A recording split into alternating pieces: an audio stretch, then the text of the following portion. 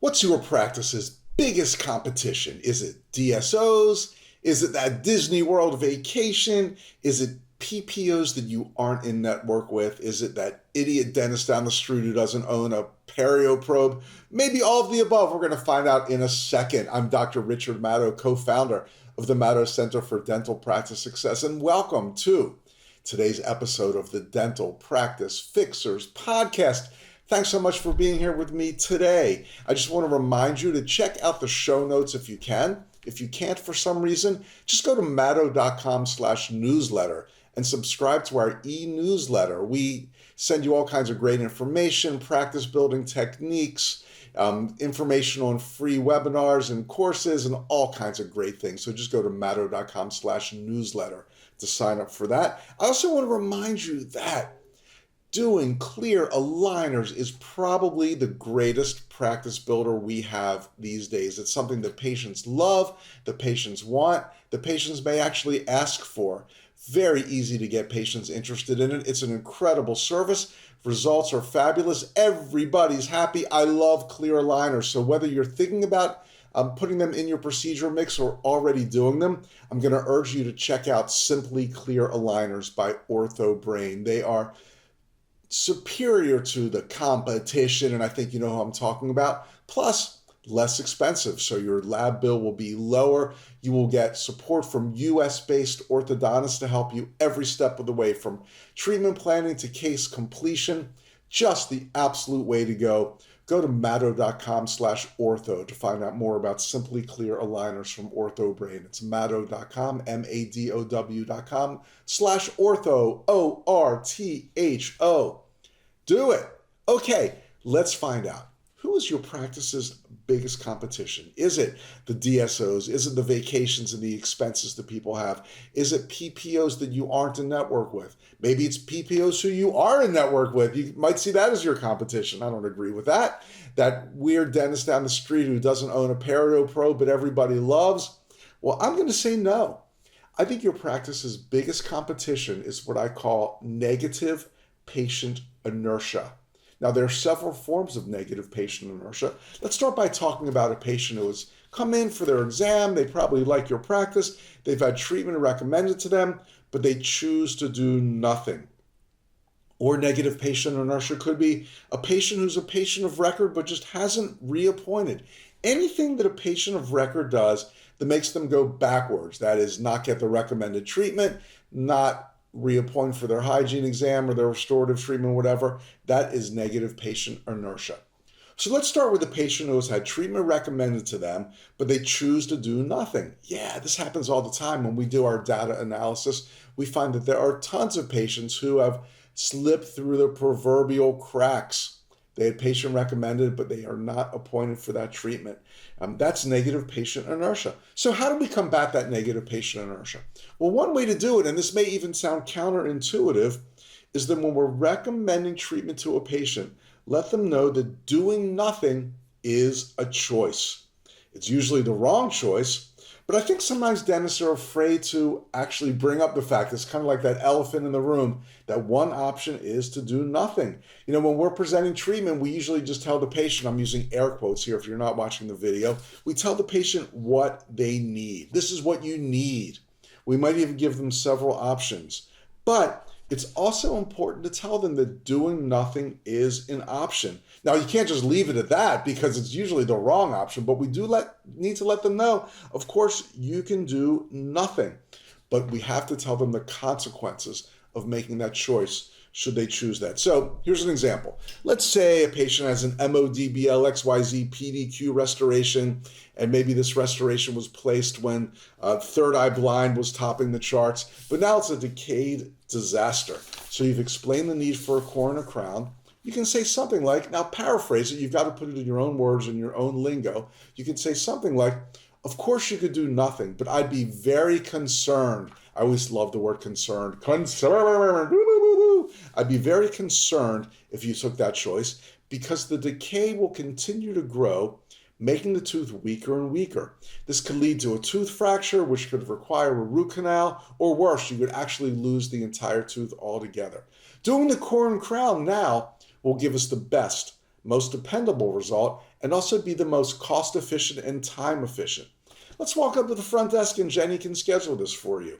So again, it's really a cool move. It seems counterintuitive to let the patient know that doing nothing is a choice. And let's face it, unless somebody is in intense pain or bleeding, blood's gushing out of their molar, well, around their molar, or they've got some kind of, blood just doesn't gush out of a molar.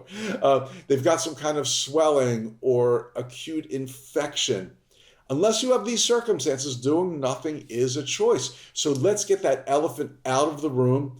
Let them know that they may choose to do nothing, but if so, there are consequences. They could lose the tooth, they could fracture, they could need a root canal, if they choose to do nothing, it will certainly be less cost efficient and more time intensive when they do get around to treating that tooth. So get rid of that elephant in the room, let them know that they might choose to do nothing. That is a choice, but here's what could happen if you do. It's a way of combating negative patient inertia. So there are even more ways to defeat negative patient inertia, which I think I just made up that term. It's a great term. In other words, prevent a patient from doing nothing, whether it's scheduling treatment, reappointing for their hygiene visit, whatever. Of course, a lot of it comes down to trust. We can't seem money hungry and appointment forceful. We need to let the patient know that we are their trusted source for dental health. Be relatable. Use your blue sheet. I've talked about this in the past. Talk to the patient as if they're a human, not just the crown prep in room 3. Oh man, that drives me crazy when I'm in an office and I hear them say something like, we've got a crown prep in room 3. Well, if that's the way you talk about your patients, that's the way you're going to make them feel. So learn the personal info, create the blue sheet. Don't be stuffy. Treat them as human beings. Also, when talking about treatment, emphasize that your solution will work. I love simple phrases like, I know what the problem is, and this is how we can fix it. Just so simple, so to the point, using easy language. I know what the problem is, and this is how we can fix it. Let them know that it's the approach you would take on a member of your family. Or even say, we just did this last week for a patient, and this is what happened. Let them know how great the results are. They can bite and chew, and their smile looks awesome. It's like they grew a tooth, whatever. Simplify your approach. Again, don't use complicated clinical terms. Always speak in terms that anyone can understand. Be enthusiastic, be friendly. Enthusiasm is such an important part of combating negative patient inertia. Yes, I know you've done a gazillion crowns and 10 gazillion scaling and root planings, and it's just sometimes tough to get excited about it. But to the patient, it's a really big deal. So be enthusiastic. Let them know that you are excited about getting them back in great dental health. Okay, negative patient inertia, a term that I just made up. We've got to combat it, and here are some simple ways to do it that I just explained. Now, since you're getting more treatment by combating negative patient inertia, of course, more patients will be using their credit cards to pay for their treatment. So why pay that nasty overage percentage every time a patient pulls out a credit card? Do like we do at the Madow Center and just pay a low, flat monthly fee for your processing. We use stacks, and you should too. We have saved tens of thousands of dollars, and so have dental practices all across the country. So go to madow.com/save, madow.com/SAVE to learn more. Okay, and now let's get to our often imitated but never duplicated mystery shopper calls. We just call random practices throughout the country and see how they react to those typical dental patient questions. Typically, but not always, new patient questions. Okay, let's go over here to Command Central and get our first call lined up. Here it is. For quality assurance, this call may be recorded. Big deal. I'm not intimidated by that. Sally speaking. How can I help you? Hey, I have a question for you. I'm pretty sure I need a lot of dental treatment, and I just wanted to know what kind of payment options you offer. Payment options. We have two options. We have one that it's called Sunbit. I don't know if you've heard of that one. Sunbit, it's a monthly payment. It's a zero interest, and so it's like a loan. And then this other option that we have is a care credit, which is a medical credit card. Mm-hmm. So the person you said is like a loan. What does that mean?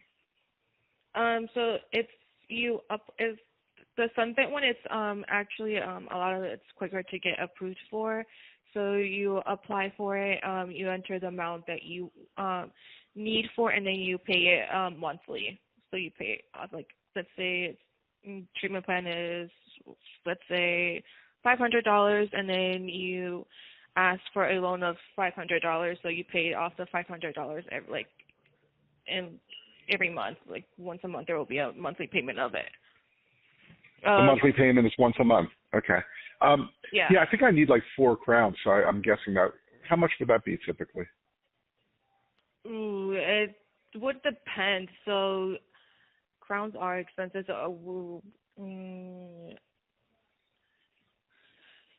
let me see. Because first we would have to do like an exam, like do an exam on you, take X-rays to see how bad they are, and then go from there to see what needs to be done. But if it's around 4, yeah, it'll range around like thousands. Thousands. Okay, I see. That's what I expected. Got it. And you are seeing new patients just for regular checkup and cleaning as well from the rest of my family? Yes, we are. Got it. Okay, great. Well, thank you for all that information. Much appreciated. Yeah, of course, no problem. If you have any other questions, go ahead and give us a call back. I definitely will. Thanks. All right, no problem. You have a nice day. Okay, bye.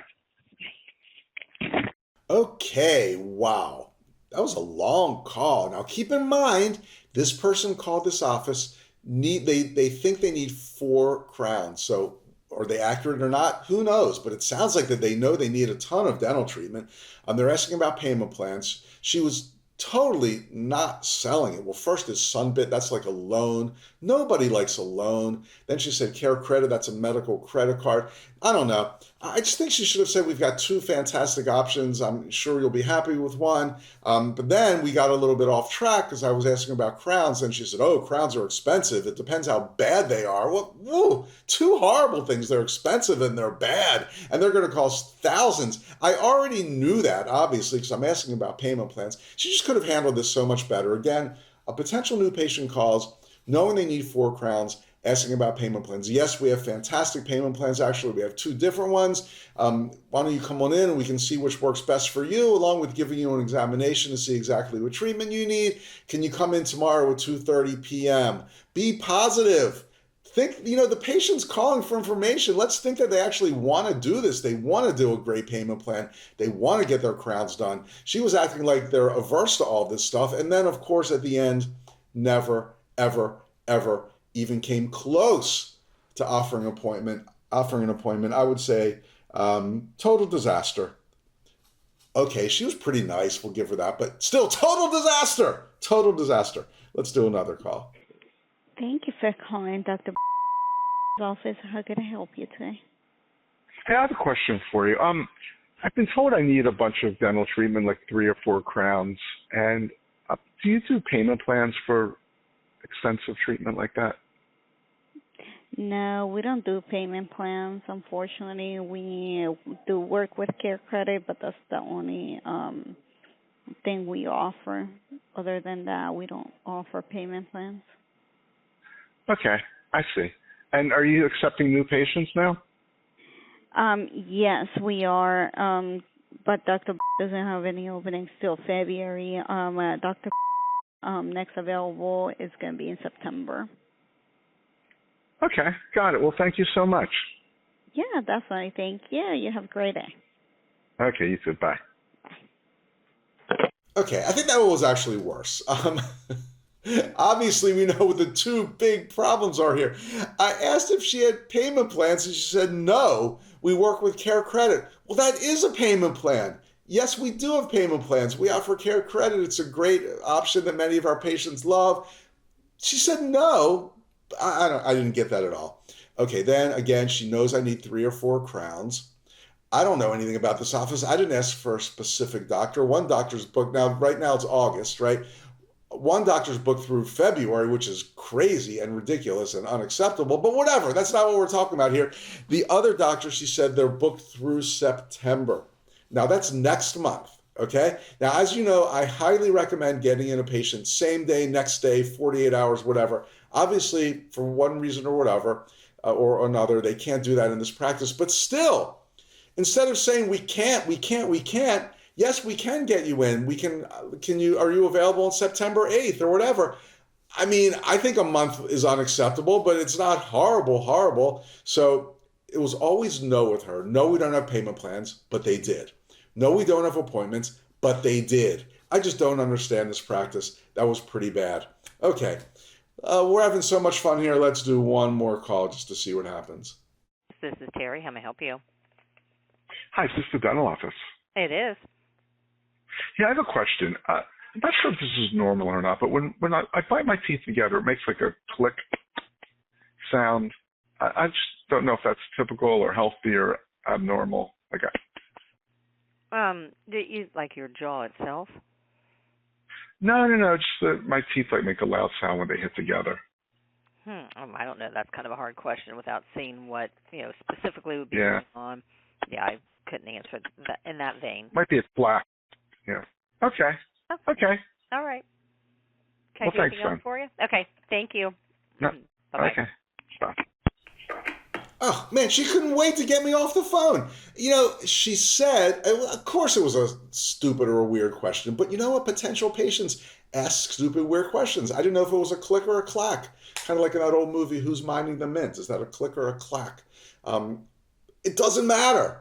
Okay, maybe I was a little bit of a wacko. Who cares? I love wackos. They can be the best patients. They can be the most loyal, best patients. She said, I can't tell unless you come in and we do an examination. So why not offer that? She determined I was a weirdo and couldn't wait to get me off the phone. Bye, see you later. And click. Then she did the ultimate click, which was hanging up the phone. 0 for 3. But it's not surprising. Unfortunately, that seems to be typical.